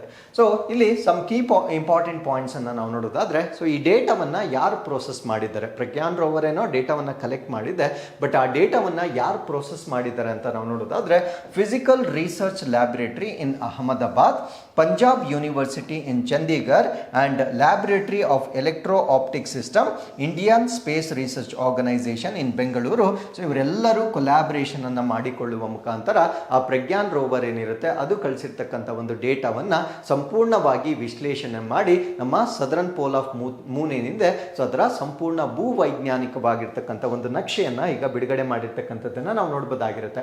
ಸೊ ಅಲ್ಲಿ ಕಂಡು ಬಂದಿರತಕ್ಕಂಥ ಒಂದು ಜಿಯೋಲಾಜಿಕಲ್ ಇನ್ಸೈಟ್ಸ್ ಅನ್ನ ನಾವು ನೋಡೋದಾದ್ರೆ, the map reveals an undulated landscape of highlands and low flat plains, ಅಂದ್ರೆ ಅಲ್ಲಿರ್ತಕ್ಕಂಥ ಭೂಮಿ ಹೇಗಿರುತ್ತೆ ಅಂತ ಈಗ ನಕ್ಷೆಯನ್ನ ಬಿಡುಗಡೆ ಮಾಡಿರ್ತಾರೆ. ಅಲ್ಲಿ ಎತ್ತರದ ಪ್ರದೇಶಗಳನ್ನ ನಾವು ನೋಡಬಹುದಾಗಿರುತ್ತೆ, ಅದರ ಜೊತೆಗೆ ತಗ್ಗಾಗಿರ್ತಕ್ಕಂಥ ಪ್ರದೇಶಗಳು, ಸಮತಟ್ಟಾದ ಬಯಲು ಪ್ರದೇಶಗಳನ್ನ ಹೊಂದಿರತಕ್ಕಂಥ, ಅಂದ್ರೆ ಇರ್ರೆಗ್ಯುಲರ್ ಟೋಪೋಗ್ರಫಿ, ಎತ್ತರ ಕೂಡ ಇರುತ್ತೆ, ತಗ್ಗು ಕೂಡ ಇರುತ್ತೆ, ಫ್ಲಾಟ್ ಆಗಿರ್ತಕ್ಕಂಥ ಪ್ರದೇಶಗಳು ಕೂಡ ಇರುತ್ತೆ. ಈ ರೀತಿಯ ವಿಭಿನ್ನವಾಗಿರ್ತಕ್ಕಂಥ ಟೋಪೋಗ್ರಫಿಯನ್ನ ಹೊಂದಿರತಕ್ಕಂಥ ದಕ್ಷಿಣ ಧ್ರುವವನ್ನ ಈ ಒಂದು ಡೇಟಾದ ಮುಖಾಂತರ ಅವರು ಬಹಿರಂಗ ಪಡಿಸಿರ್ತಾರೆ. ಸೊ ಅದ್ರ ಜೊತೆಗೆ it also provide new insights in to the moon's origin and evolution, ಅಂದ್ರೆ ಚಂದ್ರ ಹೇಗೆ ಉಗಮವಾಯಿತು, ಅದರ ವಿಕಾಸ ಹೇಗಾಯಿತು, ಅದರ ಬಗ್ಗೆ ಕೂಡ ಹೊಸ ಒಂದು ಮಾಹಿತಿಯನ್ನ ಈ ಒಂದು ಡೇಟಾದ ಮುಖಾಂತರ ಅವರು ಡಿಸೈಫರ್ ಮಾಡ್ತಾ ಇರ್ತಕ್ಕಂಥದ್ದನ್ನ ನಾವು ನೋಡಬಹುದಾಗಿರುತ್ತೆ. And presence of an underground ocean of molten rocks or primordial magma, ಅಂದ್ರೆ ಆ ಒಂದು ಪ್ರದೇಶದಲ್ಲಿ ಕರಗಿದ ಬಂಡೆಯ ಭೂಗತ ಸಾಗರ ಅಥವಾ ಆದಿ ಸ್ವರೂಪದ ಶಿಲಾಪಾಕದ ಉಪಸ್ಥಿತಿ, ಅಂದ್ರೆ ಮ್ಯಾಗ್ಮಾ ಅಂತ ನಮ್ಮ ಭೂಮಿಯಲ್ಲಿ ನಾವೇನು ನೋಡ್ತೇವೆ, ಸೊ ಆ ರೀತಿಯ ಶಿಲಾಪಾಕ ಕೂಡ ಅಲ್ಲಿ ಉಪಸ್ಥಿತಿ ಇತ್ತು ಅಂತಕ್ಕಂಥ ಒಂದು ಮಾಹಿತಿಯನ್ನ ಸೊ ಈ ಒಂದು ಡೇಟಾದ ಮುಖಾಂತರ ಅವರು ತಿಳಿಸ್ಕೊಡ್ತಾ ಇದ್ದಾರೆ. ಅದ್ರ ಜೊತೆಗೆ ವೈಜ್ಞಾನಿಕ ಆವಿಷ್ಕಾರಗಳು ಅಥವಾ ಸೈಂಟಿಫಿಕ್ ಡಿಸ್ಕವರೀಸ್ ಅನ್ನ ನಾವು ನೋಡೋದಾದ್ರೆ, the alpha particle x ray spectrometer about the Pragyan rover detected magma, ಅಂದ್ರೆ ಮ್ಯಾಗ್ಮಾವನ್ನ ಯಾವ ಇನ್ಸ್ಟ್ರೂಮೆಂಟ್ ಕಂಡು ಹಿಡಿದಿದೆ ಅಂತ ನಾವು ನೋಡೋದಾದ್ರೆ, ಪ್ರಜ್ಞಾನ್ ರೋವರ್ ಅಲ್ಲಿ ಕಳಿಸಿರ್ತಕ್ಕಂಥ ಆಲ್ಫಾ ಪಾರ್ಟಿಕಲ್ ಎಕ್ಸ್ರೇ ಸ್ಪೆಕ್ಟ್ರೋಮೀಟರ್ ಏನಿರುತ್ತೆ, ಸೊ ಅದು ಅಲ್ಲಿರ್ತಕ್ಕಂಥ ಮ್ಯಾಗ್ಮಾವನ್ನ ಪತ್ತೆ ಮಾಡಿರ್ತಕ್ಕಂಥದ್ದನ್ನ ನಾವು ನೋಡಬಹುದಾಗಿರುತ್ತೆ. That indicates that the ancient ocean of molten lava extended across the entire moon. So ಈ ಒಂದು ಡಿಸ್ಕವರಿ ಏನಿರುತ್ತೆ, ಸೊ ಇದು ಅಲ್ಲಿರ್ತಕ್ಕಂಥ ಒಂದು ಕರಗಿದ ಲಾವಾ ಏನಿದೆ, ಇದು ಪ್ರಾಚೀನ ಸಾಗರವು ಇಡೀ ಚಂದ್ರನಾದ್ಯಂತ ವಿಸ್ತರಿಸಿತ್ತು ಅಂತ ಸೊ ಈ ಒಂದು ಆಲ್ಫಾ ಪಾರ್ಟಿಕಲ್ ಎಕ್ಸ್ರೇ ಸ್ಪೆಕ್ಟ್ರೋಮೀಟರ್ ಏನಿರುತ್ತೆ, ಸೊ ಅದು ಕಳಿಸಿರ್ತಕ್ಕಂಥ ಒಂದು ಡೇಟಾದ ಪ್ರಕಾರ ಅಲ್ಲಿರ್ತಕ್ಕಂಥ ಒಂದು ಲಾವಾ ಬಗ್ಗೆ ಹೆಚ್ಚಿನ ಮಾಹಿತಿಯನ್ನ ನೀಡಿರ್ತಕ್ಕಂಥದ್ದನ್ನ ನಾವು ನೋಡಬಹುದಾಗಿರುತ್ತೆ. The map also identified Schomberger crater, ಅಂದ್ರೆ ಅಲ್ಲಿರ್ತಕ್ಕಂಥ ಒಂದು ಕಂದಕವನ್ನ ಕೂಡ ಇದರ ಮುಖಾಂತರ ಪತ್ತೆ ಹಚ್ಚಲಾಗಿರುತ್ತೆ. ಆ ಒಂದು ಕಂದಕವನ್ನ ನಾವೇನಂತ ಕರಿತೀವಿ ಅಂದ್ರೆ ಸ್ಕೋಂಬರ್ಗರ್ ಕಂದಕ ಅಂತ ಹೇಳ್ತೇವೆ. ಸೊ ಇದು as the primary source of debris covering the Chandrayaan three landing zone, ಅಂದ್ರೆ ಚಂದ್ರಯಾನ್-3 ಅನ್ನ ನಾವು ಲ್ಯಾಂಡ್ ಮಾಡಿರ್ತಕ್ಕಂಥ ಒಂದು ಪ್ರದೇಶ ಏನಿರುತ್ತೆ, ಆ ಒಂದು ಪ್ರದೇಶದಲ್ಲಿರ್ತಕ್ಕಂಥ ಶಿಲಾಖಂಡ ರಾಶಿ ಅಥವಾ ಡೆಬ್ರೀಸ್ ಏನಿರುತ್ತೆ, ಆ ಡೆಬ್ರೀಸ್ ಎಲ್ಲಿಂದ ಬಂದಿದೆ, ಆ ಎಲ್ಲಿಂದ ಬಂದಿದೆ ಅಂತಕ್ಕಂಥ ಒಂದು ಕಂದಕವನ್ನ ಕೂಡ ಸೊ ಇದರ ಮುಖಾಂತರ ಪತ್ತೆ ಮಾಡಿರ್ತಕ್ಕಂಥದ್ದನ್ನ ನಾವು ನೋಡಬಹುದಾಗಿರುತ್ತೆ. ಆ ಡೆಬ್ರಿಸ್ ಯಾವ ಕಂದಕದಿಂದ ಬಂದಿರುತ್ತೆ ಅಂದ್ರೆ ಸ್ಕೋಂಬರ್ಗರ್ ಕಂದಕದಿಂದ ಬಂದಿರತಕ್ಕಂಥದ್ದನ್ನ ನಾವಿಲ್ಲಿ ಗಮನಿಸಬಹುದಾಗಿರುತ್ತೆ. ಸೊ ಅದಾದ್ಮೇಲೆ ಇಂಪಾರ್ಟೆನ್ಸ್ ಆಫ್ ಫ್ಯೂಚರ್ ಮಿಷನ್ ಅಂದರೆ ಈ ಒಂದು ಡಿಸ್ಕವರಿ ಏನಿದೆ ಸದರ್ನ್ ಪೋಲ್ ಹೇಗಿದೆ ಅಂತ ನಮಗೆ ಈಗ ಹೆಚ್ಚಿನ ಐಡಿಯಾ ಬಂದಿರೋದ್ರಿಂದ ನಮ್ಗೆ ನಾವು ಮಾಡ್ತಕ್ಕಂಥ ಫ್ಯೂಚರ್ ಮಿಷನ್ಸ್ ಏನಿರುತ್ತೆ ನಾವಾಗಿರ್ಬೋದು ಅಥವಾ ಬೇರೆ ದೇಶಗಳ ಒಂದು ಬಾಹ್ಯಾಕಾಶ ಸಂಸ್ಥೆಗಳಾಗಿರ್ಬೋದು ಇನ್ನೂ ನಿಖರವಾಗಿ ಈ ಒಂದು ಪ್ರೋಸೆಸಿಂಗ್ ಅಥವಾ ರಿಸರ್ಚನ್ನು ಮಾಡಲಿಕ್ಕೆ ಸೊ ಈ ಒಂದು ಡೇಟಾ ಏನಿದೆ ಸೊ ಅದು ವೆರಿ ವೆರಿ ಸಿಗ್ನಿಫಿಕೆಂಟ್ ಆಗಿರ್ತಕ್ಕಂಥದ್ದನ್ನು ನಾವು ನೋಡ್ಬೋದಾಗಿರುತ್ತೆ. So with this let's get into question number 5. So ಭಾರತದ ಮೊದಲ ವನ್ಯಜೀವಿ ಜೈವಿಕ ಬ್ಯಾಂಕನ್ನು ಎಲ್ಲಿ ಸ್ಥಾಪಿಸಲಾಗಿದೆ? Where has India's first wildlife bio bank been establish? So ಇದನ್ನು ನಾವು ಬಯೋ ಬ್ಯಾಂಕ್ ಅಂತ ಕರಿತೇವೆ. ಬಯೋ ಬ್ಯಾಂಕ್ ಅಂದರೆ ಈ ಪ್ರಾಣಿಗಳ ಚರ್ಮ ಆಗಿರ್ಬೋದು ಅಥವಾ ಪ್ರಾಣಿಗಳಿಗೆ ಸಂಬಂಧಪಟ್ಟಿರ್ತಕ್ಕಂಥ ಒಂದು ದೇಹದ ಭಾಗಗಳಾಗಿರ್ಬೋದು ಸೊ ಅದನ್ನೆಲ್ಲ ಕ್ರಯೋಜೆನಿಕ್ ಪ್ರಿಸರ್ವೇಷನ್ ಮಾಡ್ತಾರೆ. ಕ್ರಯೋಜೆನಿಕ್ ಅಂದರೆ ಅತ್ಯಂತ ಕಡಿಮೆ ತಾಪಮಾನದಲ್ಲಿ ಅದನ್ನು ಸಂಗ್ರಹಣೆ ಮಾಡ್ತಾರೆ. ಈ ರೀತಿಯ ಬ್ಯಾಂಕನ್ನು ನಾವು ಬಯೋ ಬ್ಯಾಂಕ್ ಅಂತ ಹೇಳ್ತೇವೆ. ಸೊ ಈ ರೀತಿಯ ಬ್ಯಾಂಕನ್ನು ನಮ್ಮ ಭಾರತ ದೇಶದಲ್ಲಿ ಮೊಟ್ಟ ಮೊದಲನೇ ಬಾರಿಗೆ ಎಲ್ಲಿ ಸ್ಥಾಪನೆ ಮಾಡಿದ್ದಾರೆ ಅನ್ನೋದು ನಮ್ಮ ಪ್ರಶ್ನೆ ಆಗಿರುತ್ತೆ. ಸೊ ಈ ಪ್ರಶ್ನೆಗೆ ಸರಿಯಾದ ಉತ್ತರ ಡಾರ್ಜಿಲಿಂಗ್ ಮೃಗಾಲಯದಲ್ಲಿ ಈ ಒಂದು ಬಯೋ ಬ್ಯಾಂಕ್ ಅನ್ನ ಸ್ಥಾಪನೆ ಮಾಡಿರ್ತಕ್ಕಂಥದ್ದನ್ನು ನಾವು ನೋಡ್ಬೋದಾಗಿರುತ್ತೆ. So this is India's first wildlife bio bank ಆಗಿರುತ್ತೆ. ಸೊ ಇದನ್ನ ಈಗ ಉದ್ಘಾಟನೆ ಮಾಡಿರ್ತಕ್ಕಂಥದ್ದನ್ನು ನಾವು ನೋಡ್ಬೋದಾಗಿರುತ್ತೆ. ಸೊ ಇದು ಇಂಡಿಯಾಸ್ ಫಸ್ಟ್ ಆಗಿರುತ್ತೆ, ಭಾರತ ದೇಶದ ಮೊದಲ ವೈಲ್ಡ್ ಲೈಫ್ ಬಯೋ ಬ್ಯಾಂಕ್ ಆಗಿರುತ್ತೆ. ಅಂದ್ರೆ ವನ್ಯಜೀವಿಗಳಿಗೆ ಸಂಬಂಧಪಟ್ಟಂತೆ ಮೊಟ್ಟ ಮೊದಲ ಬಯೋ ಬ್ಯಾಂಕ್ ಆಗಿರುತ್ತೆ. ಸೊ ಇದನ್ನ Padmaja Naidu Himalayan zoological park that is commonly known as Darjeeling zoo ಅಂತ ಕರಿತೇವೆ. ಅಂದರೆ ಎರಡು ಸಿನೋನಿಮ್ಸ್ ಆಗಿರುತ್ತೆ. ಪದ್ಮಜಾ ನಾಯ್ಡು ಹಿಮಾಲಯನ್ ಪ್ರಾಣಿಶಾಸ್ತ್ರ ಉದ್ಯಾನವನ ಅಥವಾ ಅದನ್ನು ನಾವು ಡಾರ್ಜಿಲಿಂಗ್ ಮೃಗಾಲಯ ಅಂತ ಕರಿತೇವೆ. ಸೊ ಇಲ್ಲಿ ಸ್ಥಾಪನೆ ಮಾಡಿರ್ತಕ್ಕಂಥದ್ದನ್ನು ನಾವು ನೋಡ್ಬೋದಾಗಿರುತ್ತೆ. ಸೊ ಇಲ್ಲಿ ಇದನ್ನು ನಾವು ಫ್ರೋಝನ್ ಝೂ ಅಂತ ಕರಿತೇವೆ. ಫ್ರೋಝನ್ ಅಂದರೆ ಅಲ್ಲಿ ಹೆಪ್ಪುಗಟ್ಟಿಸಿದ ಪ್ರಾಣಿಗಳ ಭಾಗಗಳನ್ನು ಪ್ರೊಟೆಕ್ಟ್ ಮಾಡ್ತಕ್ಕಂಥ ಒಂದು ಪ್ರದೇಶವಾಗಿರುತ್ತೆ. ಸೊ ಅವ್ರೇನು ಮಾಡ್ತಾರೆ ಅಂದರೆ they collect and preserve cell and tissue samples ಅಂದರೆ ಜೀವಕೋಶಗಳು ಮತ್ತು ಅಂಗಾಂಶಗಳ ಮಾದರಿಗಳನ್ನು ಇಲ್ಲಿ ಕಲೆಕ್ಟ್ ಮಾಡಿ ಸ್ಟೋರ್ ಮಾಡಲಾಗುತ್ತೆ ಫ್ರಮ್ ಎಂಡೇಂಜರ್ಡ್ ಆನಿಮಲ್ಸ್ ಅಂದರೆ ಅಳಿವಿನಂಚಿನಲ್ಲಿರ್ತಕ್ಕಂಥ ಪ್ರಾಣಿಗಳಿಗೆ ಸಂಬಂಧಪಟ್ಟಂತೆ ಜೀವಕೋಶಗಳು ಮತ್ತು ಅಂಗಾಂಶಗಳನ್ನು ಇಲ್ಲಿ ಪ್ರೊಟೆಕ್ಟ್ ಮಾಡಲಾಗುತ್ತೆ. As well as reproductive cells from the deceased animals ಅಂದರೆ ನಿರ್ಜೀವವಾಗಿರ್ತಕ್ಕಂಥ ಅಥವಾ ಸತ್ತು ಹೋಗಿರ್ತಕ್ಕಂಥ ಪ್ರಾಣಿಗಳಿಂದ ಸಂತಾನೋತ್ಪತ್ತಿ ಕೋಶಗಳನ್ನು ಕೂಡ ಇಲ್ಲಿ ಪ್ರೊಟೆಕ್ಟ್ ಮಾಡ್ತಾ ಇರ್ತಕ್ಕಂಥದ್ದನ್ನು ನಾವಿಲ್ಲಿ ನೋಡ್ಬೋದಾಗಿರುತ್ತೆ. ಸೊ ಅದಾದ್ಮೇಲೆ ಇದರ ಆಬ್ಜೆಕ್ಟಿವ್ ಅಥವಾ ಉದ್ದೇಶ ಏನಕ್ಕೆ ಇದನ್ನ ಪ್ರೊಟೆಕ್ಟ್ ಮಾಡ್ತಾ ಇದ್ದಾರೆ ಅಂತ ನಾವು ನೋಡೋದಾದ್ರೆ to conserve genetic material from endangered and diseased animals to support future conservation efforts ಅಂದರೆ ಭವಿಷ್ಯದಲ್ಲಿ ಈ ಪ್ರಾಣಿಗಳೇನಾದರೂ ಸಂಪೂರ್ಣವಾಗಿ ನಶಿಸಿ ಹೋದಲ್ಲಿ ಸೊ ಈ ಒಂದು ಟಿಶ್ಯೂಸ್ ಮತ್ತೆ ಸೆಲ್ಸ್ ಏನಿರುತ್ತೆ ಸೊ ಅದರಿಂದ ಈ ಒಂದು ಪ್ರಾಣಿಗಳನ್ನು ನಾವು ರಿವೈವ್ ಮಾಡಲಿಕ್ಕೆ ಸಪೋರ್ಟ್ ಆಗಬಹುದು ಅನ್ನೋ ಕಾರಣದಿಂದ ಸೊ ಇದನ್ನ ಪ್ರೊಟೆಕ್ಟ್ ಮಾಡ್ತಾ ಇರ್ತಕ್ಕಂಥದ್ದನ್ನು ನಾವಿಲ್ಲಿ ಗಮನಿಸಬಹುದಾಗಿರುತ್ತೆ. ಸೊ ಅದ್ರ ಜೊತೆಗೆ ಸೊ ಈ ಒಂದು ಬಯೋ ಬ್ಯಾಂಕ್ ಅನ್ನ ಮ್ಯಾನೇಜ್ ಮಾಡಲಿಕ್ಕೆ ಯಾರ ಜೊತೆ ಅವರು ಕೊಲಾಬರೇಷನ್ ಮಾಡ್ಕೊಂಡಿರ್ತಾರೆ ಅಂದ್ರೆ centre for cellular and molecular biology Hyderabad under the ministry of science and technology ಅಂದ್ರೆ ನಮ್ಮ ಭಾರತ ದೇಶದ ವಿಜ್ಞಾನ ಮತ್ತು ತಂತ್ರಜ್ಞಾನ ಸಚಿವಾಲಯದ ಅಡಿಯಲ್ಲಿ ಬರ್ತಕ್ಕಂಥ ಹೈದರಾಬಾದ್ನಲ್ಲಿರ್ತಕ್ಕಂಥ ಕೋಶ ಮತ್ತು ಆಣ್ವಿಕ ಜೀವಶಾಸ್ತ್ರ ಕೇಂದ್ರ ಏನಿದೆ ಸೊ ಅವರ ಸಹಯೋಗದೊಂದಿಗೆ ಈ ಒಂದು ಬಯೋ ಬ್ಯಾಂಕ್ ಅನ್ನ ಅವರು ನಿರ್ವಹಣೆ ಮಾಡ್ತಾ ಇರ್ತಕ್ಕಂಥದ್ದನ್ನ ನಾವು ನೋಡಬಹುದಾಗಿರುತ್ತೆ. ಸೊ ಇದರ ಫಂಕ್ಷನ್ಸ್ ಅನ್ನ ಏನು ಅಂತ ನಾವು ನೋಡೋದಾದ್ರೆ ಮೇಂಟೈನ್ ಜೆನೆಟಿಕ್ ಡೈವರ್ಸಿಟಿ ಅಂದ್ರೆ ಅನುವಂಶೀಯ ಡೈವರ್ಸಿಟಿ ವೈವಿಧ್ಯತೆ ಏನಿರುತ್ತೆ ಸೊ ಅದನ್ನ ಪ್ರೊಟೆಕ್ಟ್ ಮಾಡ್ತಕ್ಕಂಥದ್ದು. ಅನುವಂಶೀಯ ವೈವಿಧ್ಯತೆ ಅಂದ್ರೆ ಇವಾಗ ಟೈಗರ್ ಅನ್ನೇ ತೆಗೆದುಕೊಂಡಾಗ ಅದರ ಅಡಿಯಲ್ಲಿ ಸಾಕಷ್ಟು ಸಬ್ ಸ್ಪೀಶೀಸ್ಗಳಿರ್ತವೆ. ಸೊ ಅವೆಲ್ಲವನ್ನ ನಾವು ಜೆನೆಟಿಕ್ ಡೈವರ್ಸಿಟಿ ಅಂತ ಹೇಳ್ತೇವೆ. ಸೊ ಅವುಗಳನ್ನ ಪ್ರೊಟೆಕ್ಟ್ ಮಾಡ್ತಕ್ಕಂಥದ್ದು ಹೇಗೆ ಪ್ರೊಟೆಕ್ಟ್ ಮಾಡ್ತಾರೆ ಅಂದ್ರೆ storing DNA samples for future research and potential revival of species ಅಂದ್ರೆ ಅದರ DNA ಅವರು ಪ್ರೊಟೆಕ್ಟ್ ಮಾಡ್ತಾರೆ. ಸೊ ಅದನ್ನ ಸಂಗ್ರಹಿಸುವ ಮುಖಾಂತರ ಭವಿಷ್ಯದಲ್ಲಿ ಅವುಗಳ ಬಗ್ಗೆ ಹೆಚ್ಚಿನ ಸಂಶೋಧನೆ ಮಾಡ್ತಕ್ಕಂಥದ್ದಾಗ್ಲಿ ಅಥವಾ ಅವುಗಳನ್ನ ಪುನರುಜ್ಜೀವನ ಮಾಡ್ತಕ್ಕಂಥ ಒಂದು ಸಾಧ್ಯತೆಗಳನ್ನ ಅನ್ವೇಷಣೆ ಮಾಡಲಿಕ್ಕೆ ಈ ಪ್ರಾಣಿಗಳ ಒಂದು DNA ಸಂಗ್ರಹಣೆ ಮಾಡ್ತಕ್ಕಂಥದ್ದನ್ನ ನಾವಿಲ್ಲಿ ನೋಡ್ಬೋದಾಗಿರುತ್ತೆ. ಅಂದ್ರೆ storing cell is nothing but storing DNA. ಯಾಕಂದ್ರೆ ಜೀವಕೋಶದಲ್ಲಿ ಅಥವಾ ಪ್ರತಿಯೊಂದು ಜೀವಕೋಶದ ನ್ಯೂಕ್ಲಿಯಸ್ ಅಥವಾ ಕೋಶ ಕೇಂದ್ರದಲ್ಲಿ DNA ಇರುತ್ತೆ. ಸೊ ಈ ನಿಟ್ಟಿನಲ್ಲಿ ಕೋಶಗಳನ್ನ ಮತ್ತೆ ಅಂಗಾಂಶಗಳನ್ನ ನಾವು ಸ್ಟೋರ್ ಮಾಡುವ ಮುಖಾಂತರ ಆ DNA ಸ್ಟೋರ್ ಮಾಡ್ತಕ್ಕಂಥದ್ದನ್ನ ನಾವು ಇಲ್ಲಿ ನೋಡ್ಬೋದಾಗಿರುತ್ತೆ. ಸೊ ಹಾಗಿದ್ರೆ ಈ ಸ್ಟೋರ್ ಮಾಡಲಿಕ್ಕೆ ಅವ್ರು ಬಳಸ್ತಕ್ಕಂಥ ಒಂದು ತಂತ್ರಜ್ಞಾನ ಅಥವಾ ಟೆಕ್ನಾಲಜಿ ಏನು ಅಂದ್ರೆ ಕ್ರಯೋ ಪ್ರಿಸರ್ವೇಷನ್ ಅಂತ ಹೇಳ್ತೇವೆ. ಕ್ರಯೋ ಪ್ರಿಸರ್ವೇಷನ್ ಅಲ್ಲಿ ಅವರು ಲಿಕ್ವಿಡ್ ನೈಟ್ರೋಜನ್ ಅನ್ನ ಯೂಸ್ ಮಾಡ್ತಾರೆ. ಆ ಲಿಕ್ವಿಡ್ ನೈಟ್ರೋಜನ್ ಅನ್ನ -196 ಡಿಗ್ರಿ ಸೆಲ್ಸಿಯಸ್ಗಳಲ್ಲಿ ಸ್ಟೋರ್ ಮಾಡ್ತಾರೆ. -196 ಡಿಗ್ರಿ ಸೆಲ್ಸಿಯಸ್ಗಳಲ್ಲಿ ಆ ದ್ರವ ಸಮರೂಪದ ಸಾರಜನಕವನ್ನು ಬಳಸಿಕೊಂಡು ಇದನ್ನ ಸ್ಟೋರ್ ಮಾಡ್ತಕ್ಕಂಥದ್ದನ್ನ ನಾವು ನೋಡ್ಬೋದಾಗಿರುತ್ತೆ. ಸೊ ಹೀಗೆ ಮಾಡಿದಾಗ ಇದನ್ನ ಲಾಂಗ್ ಟರ್ಮ್ ಪ್ರಿಸರ್ವೇಷನ್ ಅಂದ್ರೆ ದೀರ್ಘಾವಧಿಯವರೆಗೆ ಸೊ ಈ ಒಂದು ಸ್ಯಾಂಪಲ್ಸ್ಗಳನ್ನು ನಾವು ಸಂರಕ್ಷಣೆ ಮಾಡ್ಬೋದಾಗಿರುತ್ತೆ. So with this let's get into question number 6. ಗಗನಯಾತ್ರಿಯಾಗುವ ಮೊದಲು ಜಾನ್ ಮೆಕ್ಫಾಲ್ ಅವರ ವೃತ್ತಿ ಏನಾಗಿತ್ತು? What was John McFall's profession before becoming an astronaut? So ಇವಾಗ ನಾನು ಮಾತಾಡ್ತಾ ಇರ್ತಕ್ಕಂಥ ವ್ಯಕ್ತಿಯ ಹೆಸರನ್ನು ನಾವು ಜಾನ್ ಮೆಕ್ಫಾಲ್ ಅಂತ ಕರಿತೇವೆ. ಸೊ ಇವರು ಈಗ ಖಗೋಳ ಶಾಸ್ತ್ರಜ್ಞರಾಗಿರ್ತಾರೆ. ಸೊ ಇವರು ಈ ಒಂದು ಆಸ್ಟ್ರೋನಾಟ್ ಆಗೋದಕ್ಕಿಂತ ಮುಂಚೆ what was is profession is my question. ಈ ಪ್ರಶ್ನೆಗೆ ಸರಿಯಾದ ಉತ್ತರ ಸೊ ಅವರು ಪ್ಯಾರಾಲಿಂಪಿಯನ್ ಅಥ್ಲೆಟ್ ಆಗಿರ್ತಾರೆ. ಸೊ ಇವರು ಈಗ ಆಸ್ಟ್ರೋನಾಟ್ ಆಗಿರ್ತಕ್ಕಂಥದ್ದನ್ನು ನಾವು ನೋಡ್ಬೋದಾಗಿರುತ್ತೆ. ಸೊ ಅಪ್ಡೇಟ್ ಏನು ಅಂದರೆ world's first astronaut with physical disability, ಅಂದರೆ ಈ ಒಂದು ದೈಹಿಕ ವಿಶೇಷ ಚೇತನ ಆಗಿರ್ತಕ್ಕಂಥ ಈ ವ್ಯಕ್ತಿ ಮೊಟ್ಟ ಮೊದಲ ಬಾರಿಗೆ ಗಗನಯಾತ್ರಿ ಆಗಿರ್ತಕ್ಕಂಥದ್ದನ್ನು ನಾವು ನೋಡ್ಬೋದಾಗಿರುತ್ತೆ. ಸೊ ಇವರು ತಮ್ಮ ಕಾಲನ್ನು ಕಳೆದುಕೊಂಡಿರ್ತಾರೆ. ಇವರು ಇವಾಗ ಆಸ್ಟ್ರೋನಾಟ್ ಆಗಿರ್ತಕ್ಕಂಥದ್ದನ್ನು ನಾವು ನೋಡ್ಬೋದಾಗಿರುತ್ತೆ. ಅವರ ಹೆಸರನ್ನು ನೆನ್ಪಿಟ್ಕೊಳ್ಳಿ. ಸೊ ಇವರನ್ನು ನಾವು ಜಾನ್ ಮೆಕ್ಫಾಲ್ ಅಂತ ಕರಿತೇವೆ. ಸೊ ಇವರು ಗ್ರೇಟ್ ಬ್ರಿಟನ್ಗೆ ಸಂಬಂಧಪಟ್ಟಂತೆ ಪ್ಯಾರಾಲಿಂಪಿಯನ್ ಆಗಿರ್ತಾರೆ. ಅಂದರೆ ಈ ವಿಶೇಷ ಚೇತನರಿಗೆ ಮಾಡ್ತಕ್ಕಂಥ ಒಂದು ಸ್ಪೋರ್ಟ್ಸ್ ಏನಿರುತ್ತೆ ಸೊ ಅದರಲ್ಲಿ ಇವರು ವಿಜೇತರಾಗಿರ್ತಕ್ಕಂಥ ವ್ಯಕ್ತಿ ಆಗಿರ್ತಾರೆ. So is the first astronaut with physical disability to receive medical clearance for long duration space mission, ಅಂದರೆ ದೀರ್ಘಾವಧಿಯ ಒಂದು ಬಾಹ್ಯಾಕಾಶದ ಮಿಷನ್ಗೆ ಮೆಡಿಕಲ್ ಕ್ಲಿಯರೆನ್ಸ್ ಅನ್ನು ಪಡೆದುಕೊಂಡಿರ್ತಕ್ಕಂಥ ಮೊಟ್ಟ ಮೊದಲ ಫಿಸಿಕಲಿ ಚಾಲೆಂಜ್ ಆಸ್ಟ್ರೋನಾಟ್ ಆಗಿ ಇವರನ್ನು ನಾವು ಕನ್ಸಿಡರ್ ಮಾಡ್ಬೋದಾಗಿರುತ್ತೆ.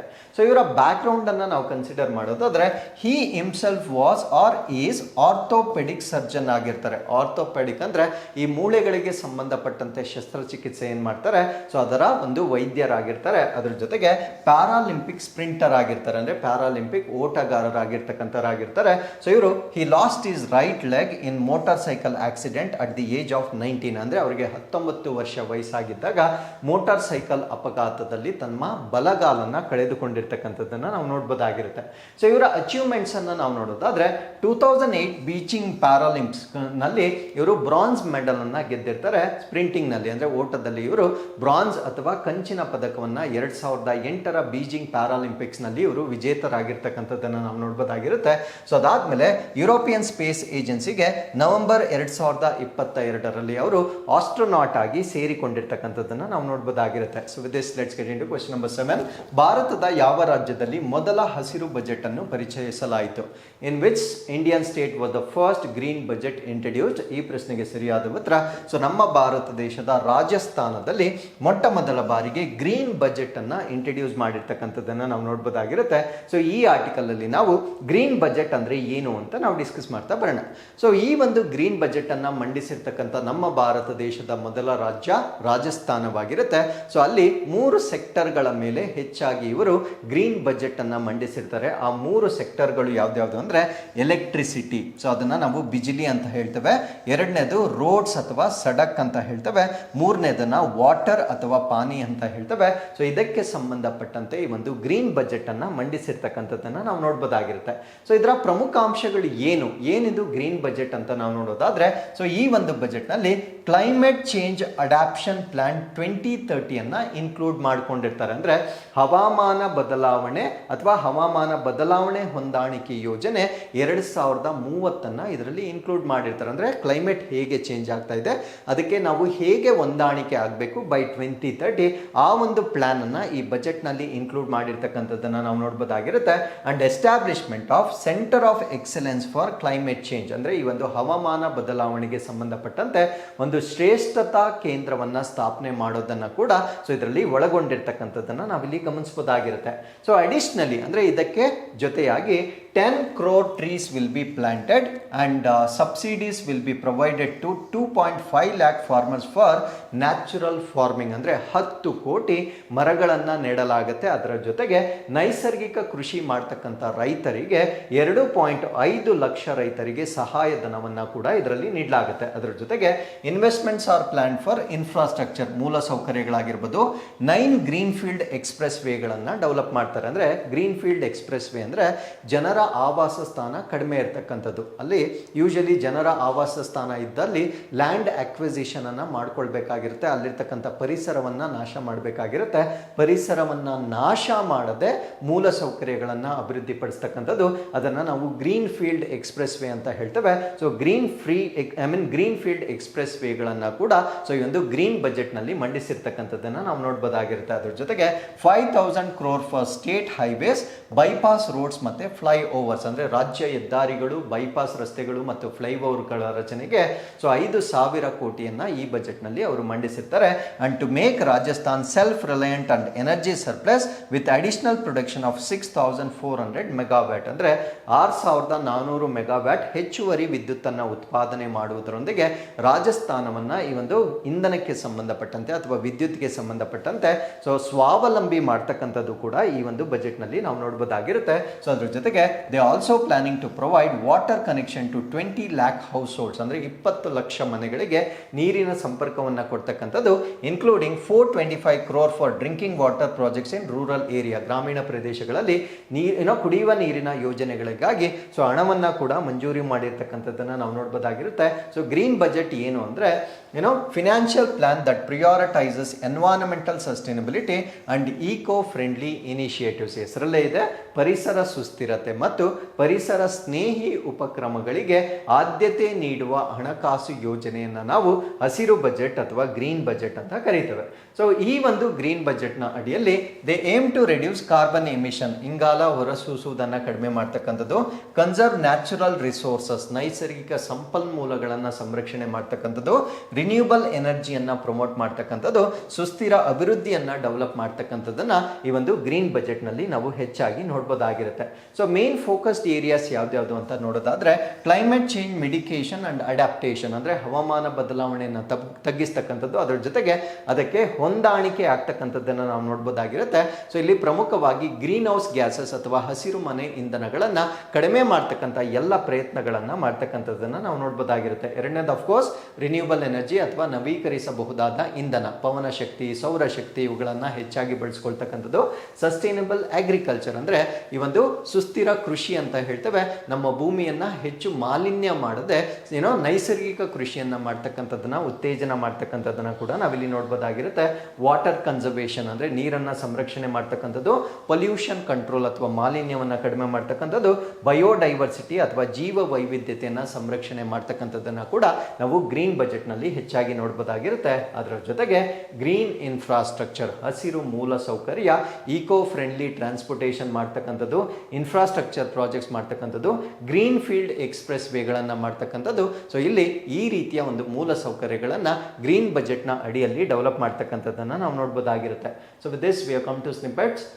ಎಕ್ಸಸೈಸ್ ಸಾಗರ್ ಕವಚ್, ಇದು ವೆಸ್ಟ್ ಬೆಂಗಾಲಲ್ಲಿ ಕನ್ಕ್ಲೂಡ್ ಆಗಿರ್ತಕ್ಕಂಥದ್ದನ್ನು ನಾವು ನೋಡ್ಬೋದಾಗಿರುತ್ತೆ. ಸೊ ಇದು ಕೋಸ್ಟಲ್ ಸೆಕ್ಯೂರಿಟಿ ಎಕ್ಸಸೈಸ್ ಆಗಿರುತ್ತೆ. ಕೋಸ್ಟಲ್ ಸೆಕ್ಯೂರಿಟಿ ಅಂದರೆ ಕರಾವಳಿ ಭದ್ರತೆಗೆ ಸಂಬಂಧಪಟ್ಟಿರ್ತಕ್ಕಂಥ ಒಂದು ವ್ಯಾಯಾಮವಾಗಿರುತ್ತೆ. ಸೊ ಈ ಒಂದು ಅಭ್ಯಾಸವನ್ನು ನಾವು ಸಾಗರ್ ಕವಚ್ ಅಂತ ಹೇಳ್ತೇವೆ. ಸೊ ಇದು ಈಗ ವೆಸ್ಟ್ ಬೆಂಗಾಲ್ ಕೋಸ್ಟ್ ಅಥವಾ ಈ ಒಂದು ಪಶ್ಚಿಮ ಬಂಗಾಳ ಕರಾವಳಿಯಲ್ಲಿ ಈಗ ಮುಕ್ತಾಯಗೊಂಡಿರ್ತಕ್ಕಂಥದ್ದನ್ನು ನಾವು ನೋಡ್ಬೋದಾಗಿರುತ್ತೆ. ಸೊ ಇದು 2025 ಫೆಬ್ರವರಿ 21 ಮತ್ತು 22 ನಡೆದಿರ್ತಕ್ಕಂಥ ಒಂದು ಅಭ್ಯಾಸವಾಗಿರುತ್ತೆ. ಸೊ ಇದರ ಆಬ್ಜೆಕ್ಟಿವ್ ಅಥವಾ ಉದ್ದೇಶ ಏನು ಅಂತ ನಾವು ನೋಡೋದಾದ್ರೆ, to validate coastal security standards and operating procedures for West Bengal, ಅಂದರೆ ಈ ಪಶ್ಚಿಮ ಬಂಗಾಳಕ್ಕೆ ಸಂಬಂಧಪಟ್ಟಂತೆ ಈ ಕರಾವಳಿ ಭದ್ರತಾ ಮಾನದಂಡಗಳೇನಿರುತ್ತೆ ಅದರ ಜೊತೆಗೆ ಕಾರ್ಯವಿಧಾನ, ಸ್ಟ್ಯಾಂಡರ್ಡ್ ಆಪರೇಟಿಂಗ್ ಪ್ರೊಸೀಜರ್ ಅಥವಾ SOPs ಅಂತ ನಾವೇನು ಹೇಳ್ತೇವೆ, ಸೊ ಅದನ್ನು ಮೌಲ್ಯೀಕರಣ ಮಾಡ್ತಕ್ಕಂಥದ್ದು ಈ ಒಂದು ಎಕ್ಸಸೈಸ್ನ ಉದ್ದೇಶವಾಗಿತ್ತು. ಸೊ ಅದ್ರ ಜೊತೆಗೆ it was coordinated by the commander coast guard region of north east, ಅಂದರೆ ಈಶಾನ್ಯ ಕರಾವಳಿ ರಕ್ಷಣಾ ಪಡೆ ಏನಿರುತ್ತೆ, ಸೊ ಈ ಒಂದು ಕಮಾಂಡರ್ ಇದಕ್ಕೆ ಸಂಯೋಜನೆಗೊಂಡಿರ್ತಕ್ಕಂಥದ್ದನ್ನು ನಾವು ನೋಡ್ಬೋದಾಗಿರುತ್ತೆ. ಸೊ ಇಲ್ಲಿಗೆ ಇವತ್ತಿನ ಎಲ್ಲ ಅಪ್ಡೇಟ್ಸ್ ಕಂಪ್ಲೀಟ್ ಆಗಿರುತ್ತೆ. With this we have come to inquest challenge number 822. So ನಾವು you can just pause the video. This is question number 1 and this is question number 2. So pause again and look at the question and give the answer in the comments. So ಇಲ್ಲಿಗೆ ಇವತ್ತಿನ ಎಲ್ಲ updates complete ಆಗಿರುತ್ತೆ. So ಮತ್ತೊಮ್ಮೆ ಮುಂದಿನ ಅಪ್ಡೇಟ್ನೊಂದಿಗೆ ನಾನು ನಿಮ್ಮನ್ನು ಭೇಟಿ ಆಗ್ತೇನೆ. So ಅಲ್ಲಿವರೆಗೂ keep reading, take care of your cells and thank you very much for watching this.